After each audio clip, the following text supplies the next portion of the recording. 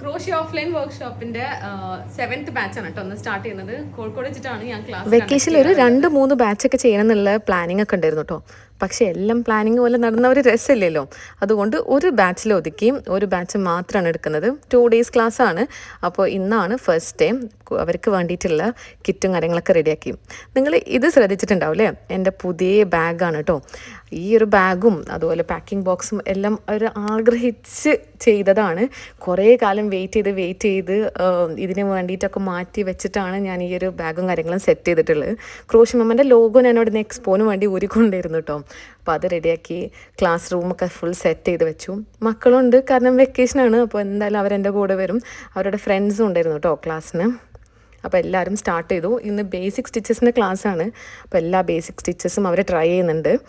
പിന്നെ pattern read ചെയ്തിട്ട് എങ്ങനെയാണ് ചെയ്യുന്നതെന്നുള്ള ടെക്നിക്കാണ് ഇന്ന് മെയിനായിട്ട് പഠിക്കുന്നത്. അപ്പോൾ ഇത് പഠിച്ചു കഴിഞ്ഞാൽ അവർക്ക് ക്രോഷ്യയിൽ ഒരുവിധം പാറ്റേൺസ് ഒക്കെ ചെയ്യാൻ കഴിയും. ബേസിക്സ് കിട്ടാൻ കുറച്ച് പണിയാണെങ്കിലും വൺസ് അത് കിട്ടിക്കഴിഞ്ഞാൽ പിന്നെ അവർക്ക് ഈസി ആയിട്ട് ചെയ്യാൻ പറ്റും. പിന്നെ വേണ്ടത് പ്രാക്ടീസിങ് ആണ്. മാക്സിമം അവർ വീട്ടിൽ പോയി പ്രാക്ടീസ് ചെയ്ത് വരാൻ പറഞ്ഞിട്ടുണ്ട്. അപ്പോൾ ഇന്നത്തെ ക്ലാസ് ഇത്രയേ ഉള്ളൂ കേട്ടോ.